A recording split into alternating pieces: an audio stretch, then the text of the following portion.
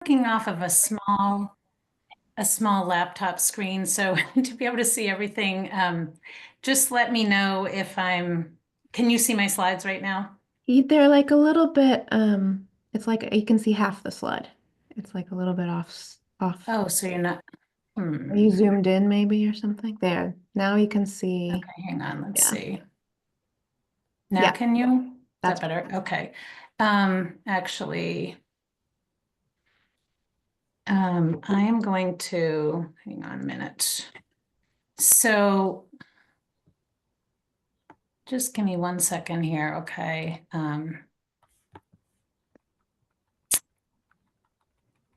Yeah, let's see. Okay, so you can see the full thing now. Yep, looks good. Okay. Um, I may, let's see. I think, can you see everything else on my screen? We can see Also? like your the slide. Yeah, okay. So I thought I chose something different, but so now, and you can see my notes too here. No, we can't see your notes. It was in full screen mode on your first slide, but then Yeah, which and I slides it think changed. Yeah. I think I'm gonna keep it on the slide, the smaller one, just because I also have to see something else on my screen. And like I said, I'm on a little screen today. I apologize. Um, Um, do you want me to run slides? If you send them to me quickly, I could do that. yeah, if it's not, okay, sorry, I should have thought of this No, it's beforehand, but I had fine. to make a last minute change of location. No Let's problem. see. Okay. I didn't even give my usual spiel at the beginning here, but this is the Libraries Build Business community discussion. These are peer-to-peer and informal, so no problem, Melissa, on changing course here. But these are informal peer-to-peer. Feel free to ask questions or make comments at any point, either by chat or by voice, and we'd love to hear from you. And yeah. All right, let's see. Megan, I don't know if it's going to be the right size, but we'll try it. Um, you know what? I think we might just have to.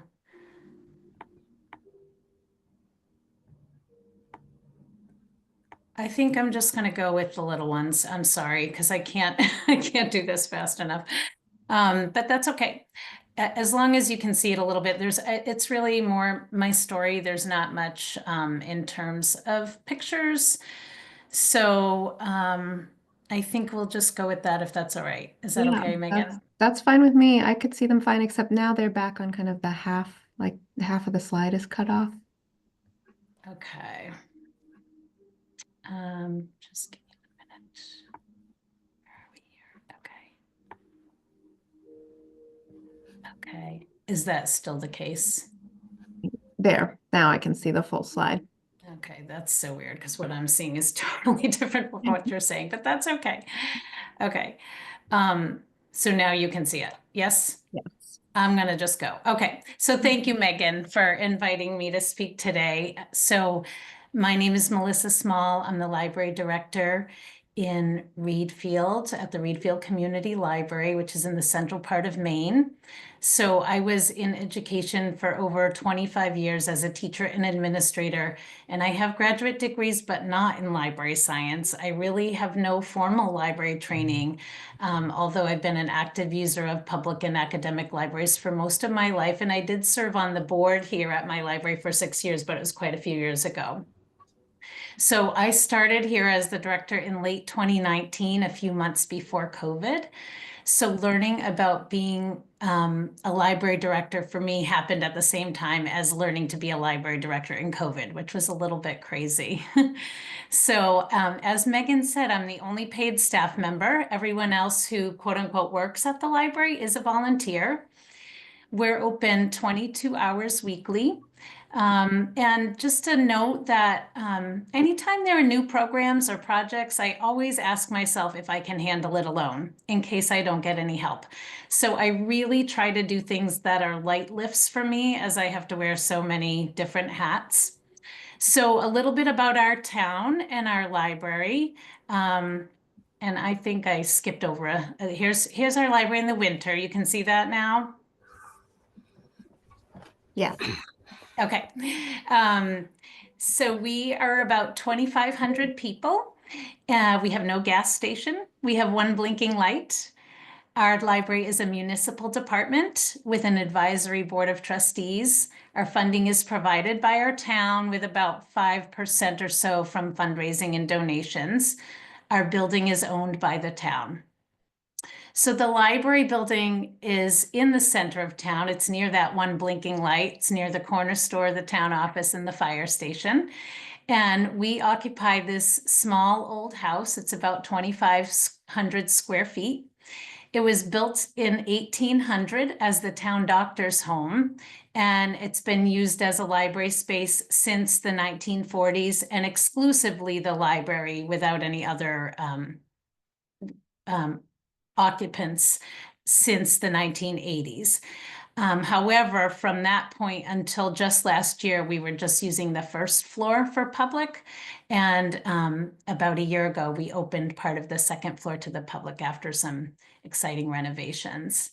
So just to compare, because I know a lot of you are at much larger libraries, so a few numbers. We all just did our annual reports. So we have an annual circulation of about 10,000 items, approximately 7,000 annual visitors, just over 150 annual programs, and a total program attendance of about 3,000.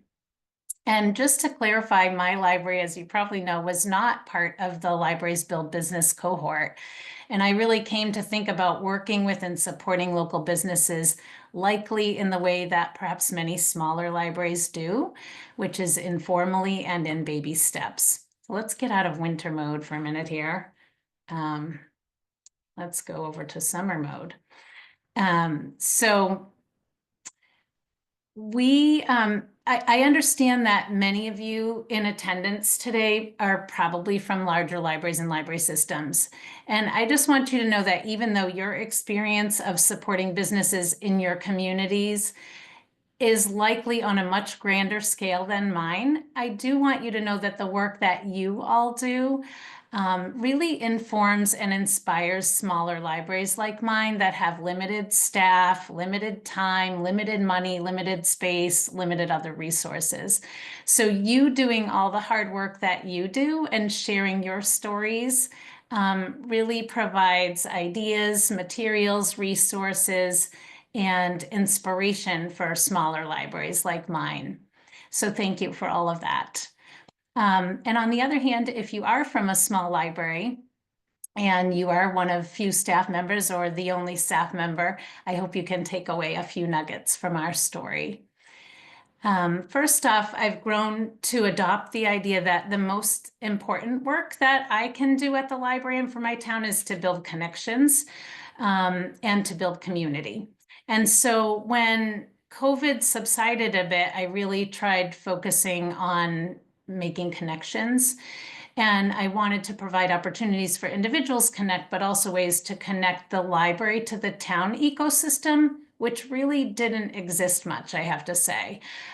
So I started reaching out to local schools, town committees, local organizations, nonprofits, directly. So things like co-hosting events with the Trails Committee or with our local age-friendly group, that kind of thing, which really hadn't been done in the past.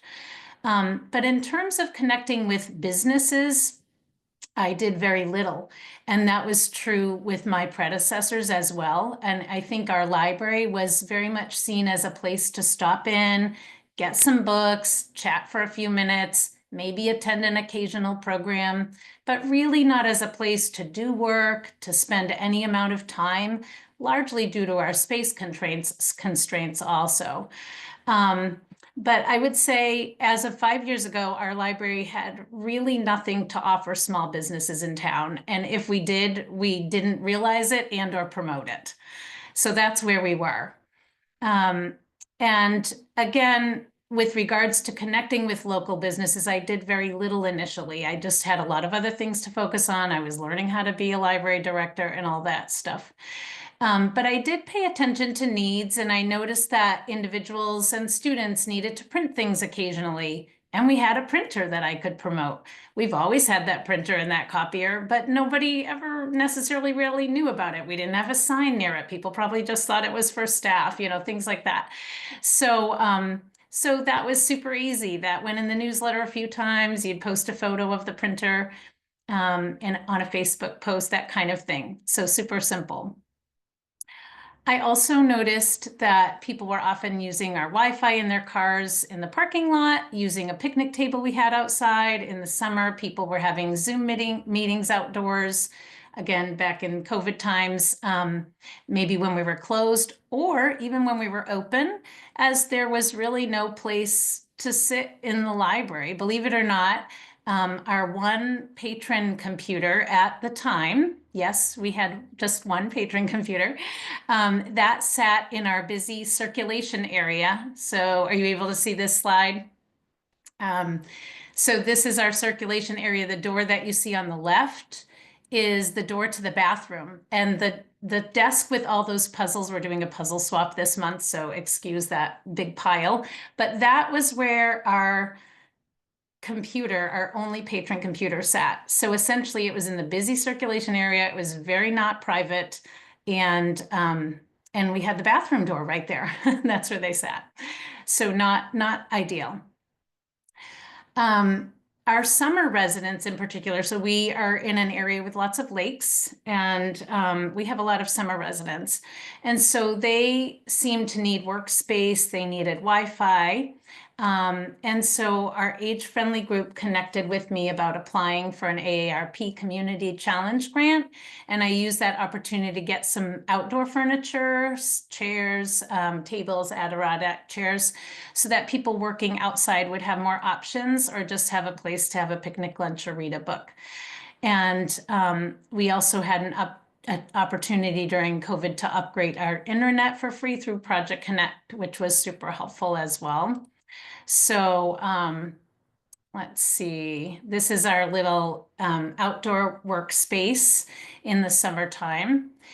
And I love looking at this slide because we've since gotten our building painted. So it's so nice to look. This is an old photo. And now we have new paint, so you don't see all that mossy green on the side, which is great.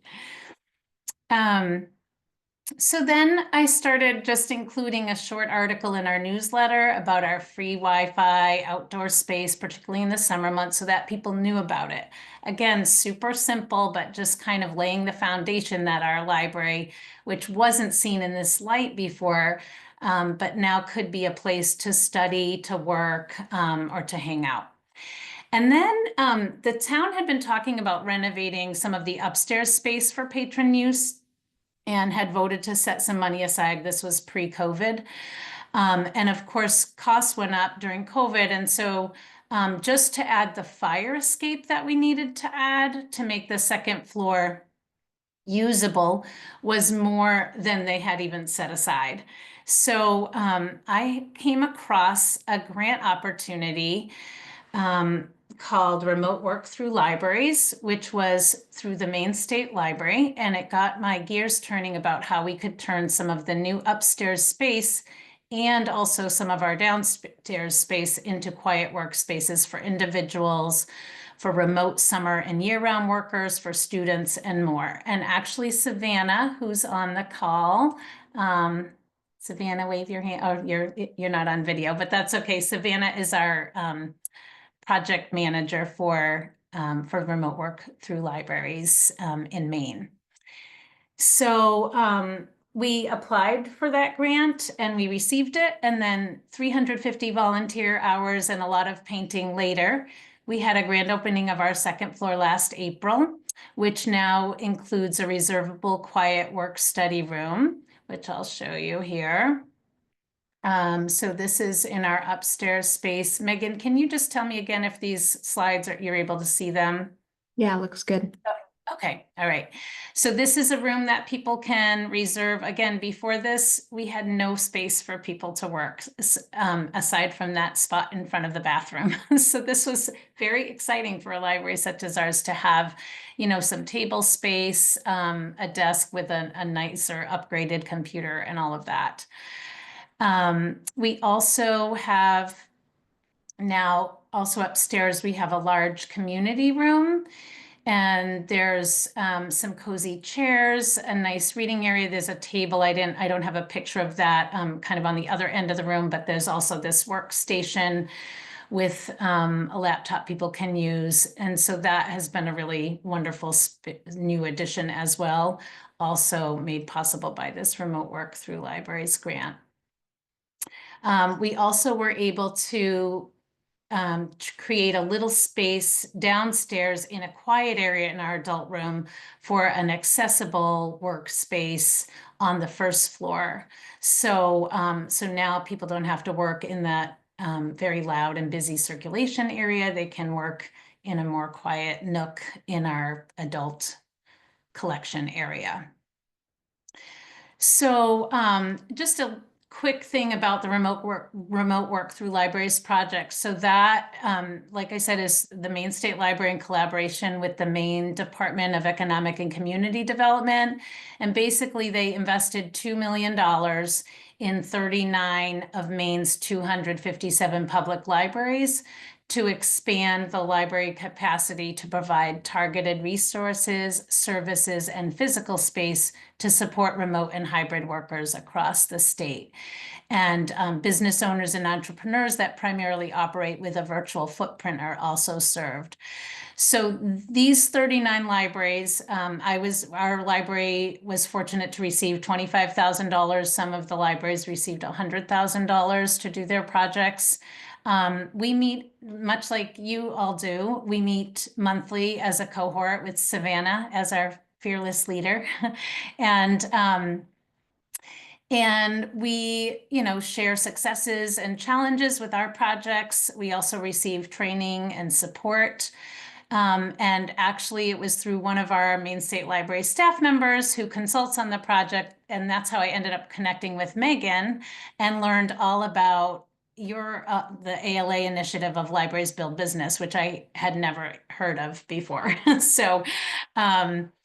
So Megan was able to come and be a guest at one of our cohort meetings for remote work through libraries. And she was really wonderful, sharing with our group some effective ways to get messaging out about what our libraries can offer remote and hybrid workers and other business people as well. And I will say that most of the libraries that are in this cohort, there are different size libraries involved, but most of the libraries in Maine are just generally very small.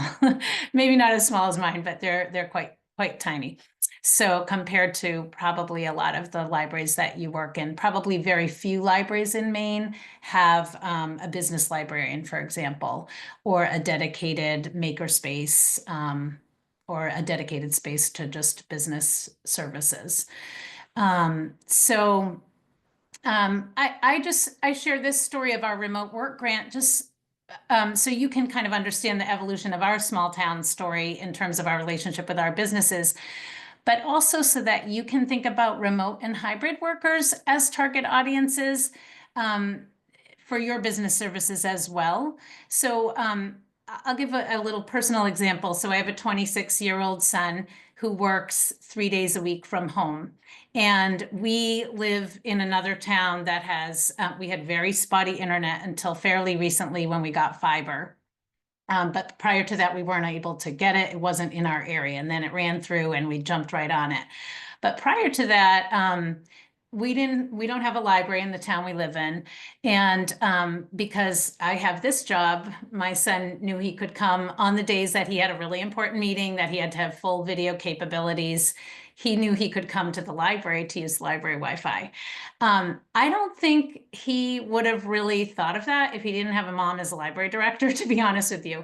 And I think there's a lot of, especially I would say younger remote workers or hybrid workers like him who maybe don't see themselves as, because they're not necessarily an entrepreneur or they don't own a small business, they might not see themselves as fitting into your services. So I would just encourage, if you don't include those cohorts of remote or hybrid workers, to think about them, because they can certainly benefit from all of the amazing, incredible things that you all offer. So the next thing I just want to touch upon is the communicating piece. So that's really what I learned a lot from. So as I got introduced to Megan and the Libraries Build Business project, I looked through some of the materials on the website, and I really found the communications toolkit to be so helpful. So I know that a lot of the work that all of you did in your process of building your programs and putting all, going through the research and putting all that together. I just want you to know it's been super helpful to me. And also, I think to others in our cohort, just in Maine, for thinking about who are the stakeholders we need to communicate with and how we can do that. And I will say, before I looked at the toolkit, I was just doing some general publicity about what we offered through our town newsletters or Facebook, newspaper, select board meetings. But really, using the toolkit made me think of a lot of other ways to communicate and or groups and people to communicate as well as well. So just one more quick thing actually about the remote work grant is that it really opened my eyes to what we were already doing, even though they were these little baby steps, and then also, but what more we could be doing in terms of connecting with a sector of the community that we really were not connecting with. So being the business community, that was not something, and I'm guessing that our library isn't alone in that. There are probably a lot of small libraries who really don't make those connections. They're all about just maybe running programs, getting materials to people, but not necessarily thinking about how they can serve businesses, even though they have a lot of free tools right at their right in their wheelhouse that they may not recognize as tools that businesses can use. So that really kind of got my radar alert to new opportunities and how we could be supporting the local business community.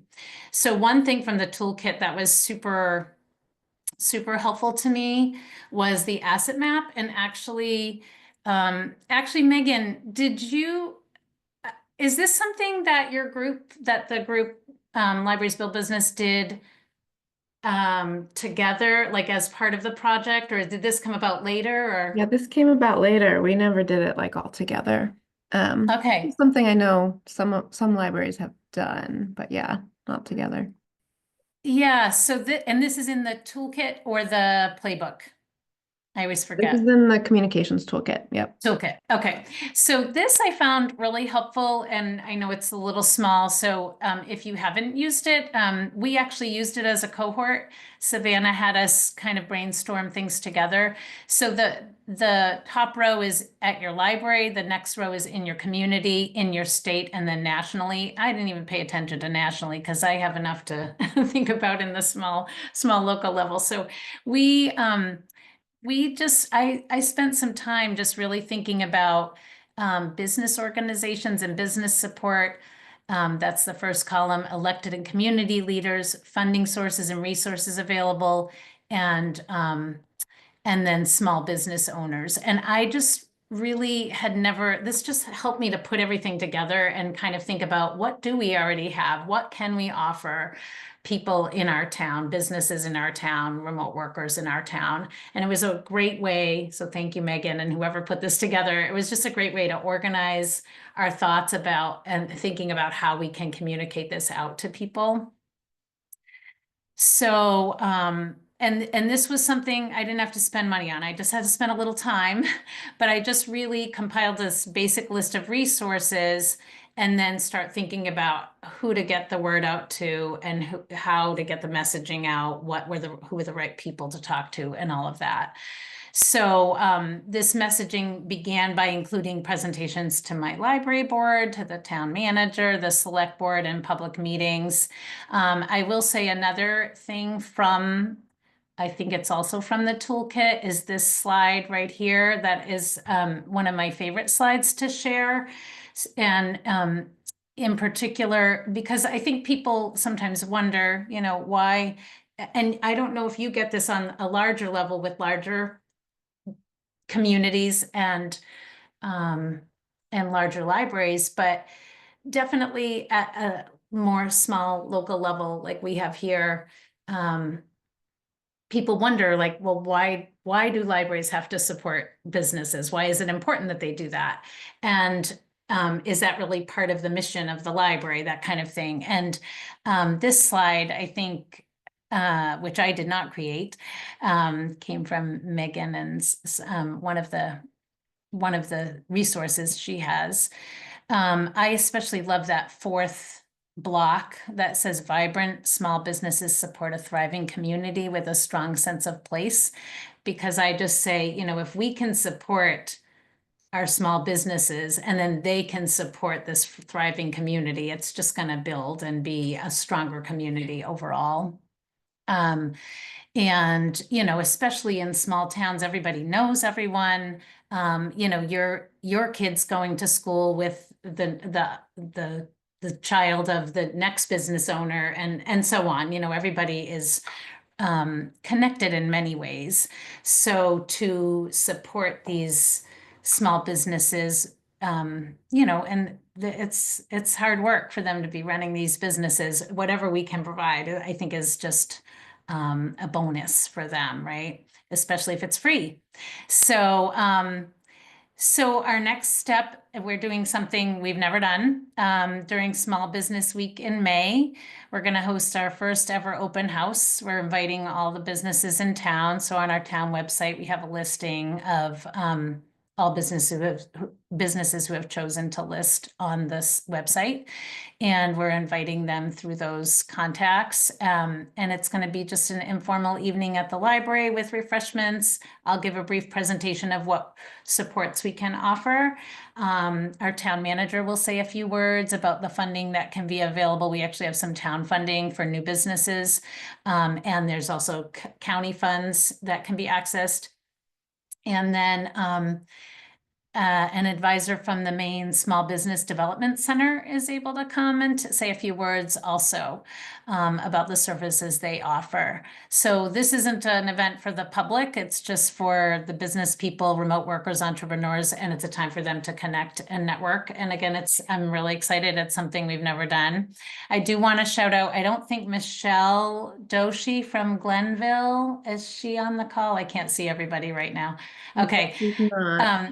So I attended one of these roundtable sessions, I think it was back in the fall, and she presented or shared just a little bit about a Glenview business showcase they were doing. And I reached out to her and she shared a bunch of information with me, which was so helpful. And that was something that was open to the public, and all the businesses set up their tables and came. And I would love to do something like that in the future too, but we're going to start just with this one for the businesses and see how that goes. So I would love to just tell you a few little stories. Let me just look at the time. Does anybody have some quick questions yet? And then I'll share just a few little success stories.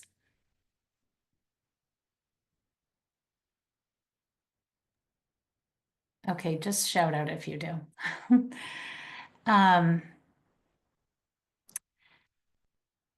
So in Maine, we're one of the oldest states, and I always try to think about communicating out different events, particularly virtual events, that are offered through business support organizations throughout the state. And the Maine State Library has someone who funnels them our way. And there's just a couple different great support organizations that offer free classes and things. And so one of the things in Maine that I always try to remember is the people who are retired, who then might want to still be doing some money making. So they might have a side hustle or part-time consulting and so on. Even if they've already retired and just had fun for a few years, they might pick that up later on. And so, for example, there was a retired person who had recently moved to town and he wanted to start an interior design vlog. So I have no background in business at all, like many of you do, right? And so he wanted information on equipment to get started. And so I had no idea. I reached out to the Maine State Library tech consultant who had a bunch of suggestions for starting points, and I could pass that along.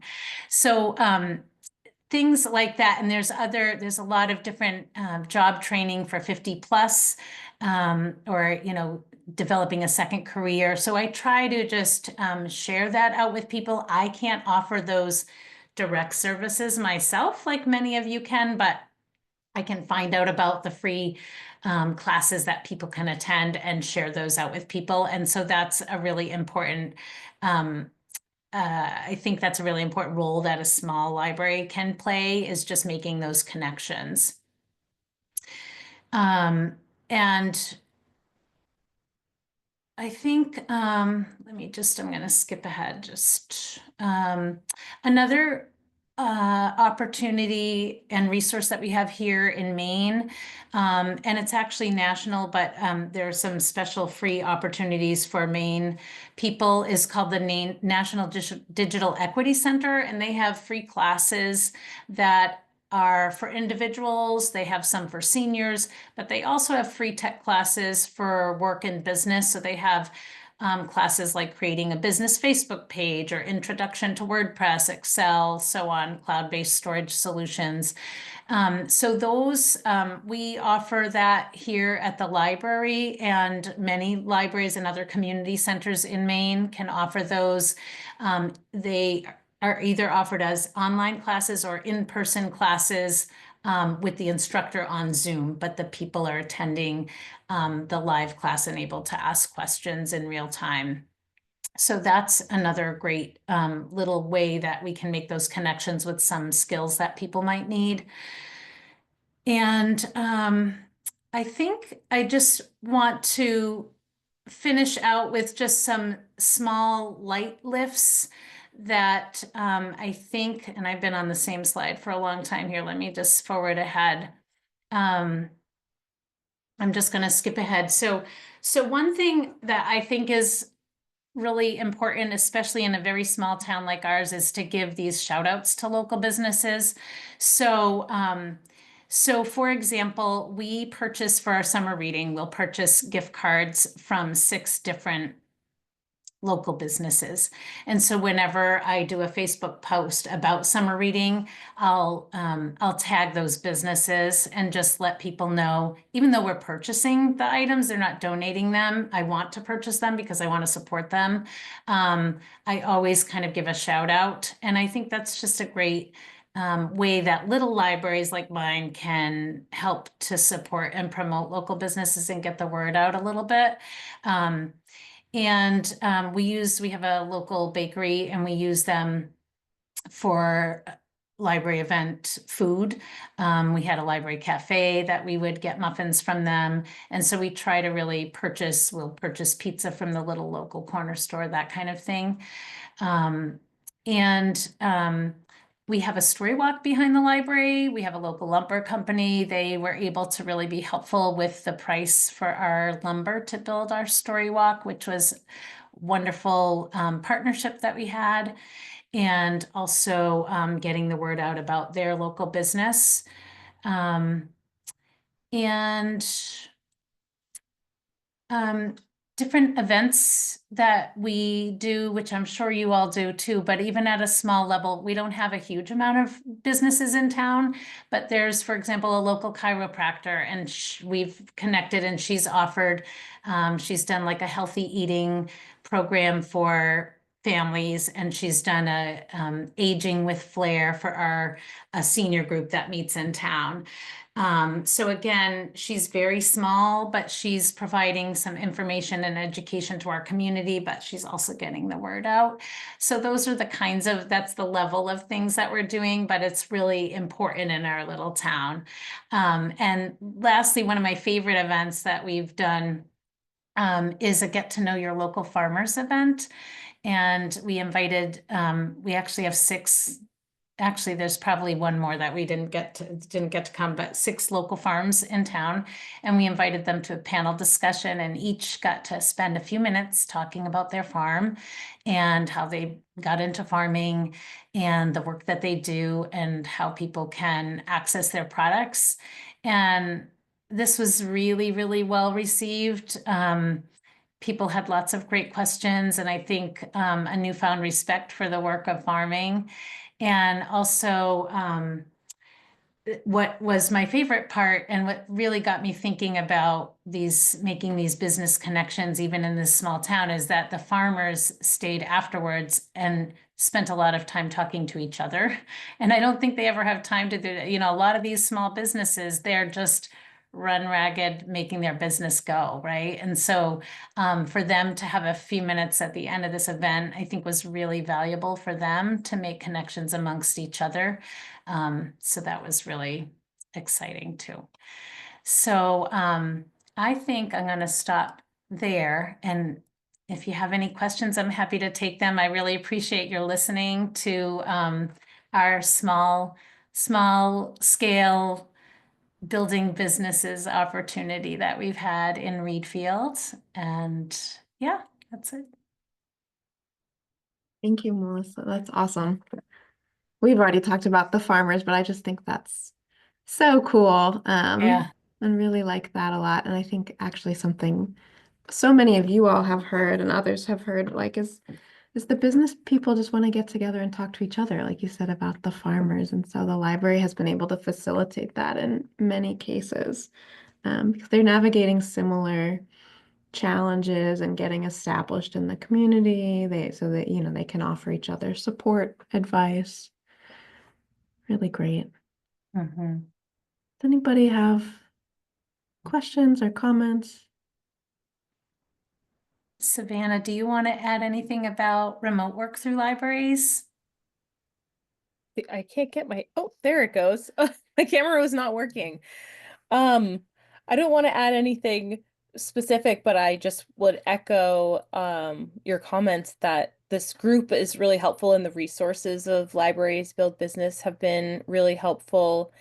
Um, and I just commend your project, Melissa, because you are one person and you've really taken on, you're just courageous and trying all kinds of stuff. And it's, that's the intent of the project.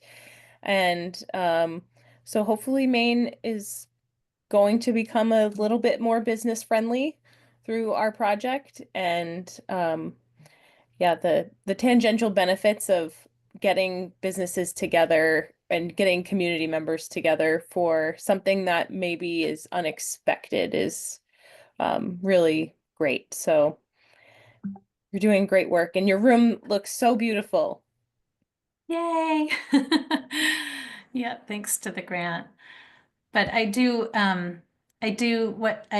want to echo again what Savannah says. So the work that you all have done has really just been very inspirational and helpful to we don't have a lot of money. I don't have a lot of time. I don't have a lot of physical resources. So it's just to have you do the big lifting and then share with me and other small libraries like mine is really just very valuable. So I appreciate everything Megan's done through ALA. And through Libraries Build Business, and I'm very grateful that I learned about it and have been able to use those resources. So thank you. Thank you. Anybody else have any comments or questions? Oh, Lucretia's. Oh, I think she already left. Lucretia has to go. Thank you. So I'll just comment. I think this is all really great. And thank you, Melissa and Savannah, for sharing such inspiring work. And it makes me miss public libraries today. Just the creativity. I love the farming program. Unfortunately, I'm at an academic library, so I'm gonna have to think about how to bring that to campus because I really, really love that. But just great, great work. Thank you.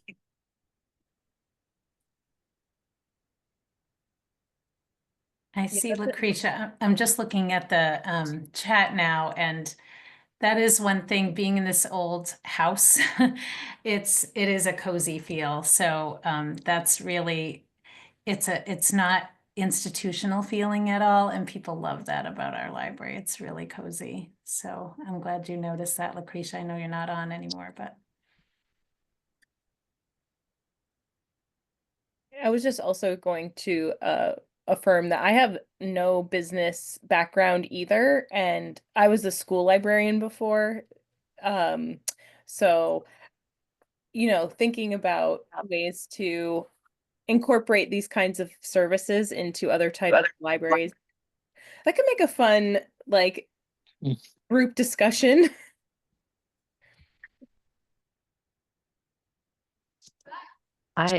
Melissa, I really love the comment that you made about connecting the library to the town's ecosystem because I think that's something that even in larger towns we can overlook. And I think there sometimes is a feeling that everybody knows a library and they know what's here. But the reality is that they do know maybe some things like books and story times, but they don't necessarily know all the things. And so getting out there and connecting with other parts of the community is so important to showing the vitality of the modern library. And I love your little space too. Very fun. thank you. Yeah, I actually, so again, I was, not trained as a library director, but one of the first years, I think it was 2 years in, I couldn't get in the first 2 years because it was COVID, but the Maine State Library does a new directors orientation. And that was one thing I took away from it, is that I really had to get to know all, I knew the maintenance people because they would come over and do all the amazing cleaning work that they do. But I didn't really know the select board. I knew my town manager, but not really the other office staff. So I really had to go out of my way to just kind of make inroads and make those connections and relationships. And I sort of made that as a goal for the year for myself. And so now I report to the select board just informally 4 times a year so that I can update them on what's going on with the library, and it's going into public record because it's being recorded. People watch it or come and attend in person. Not many people attend in person, I will say. Select board meetings are not that exciting, but that's been super helpful about getting at least the local leaders knowing what's going on, and that it's not just books, and that we want to support local businesses and that kind of thing. So that's been super helpful.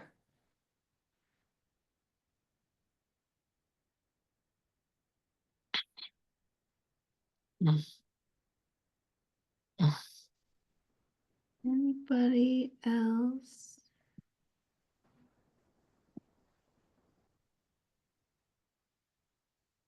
I'm gonna stop the recording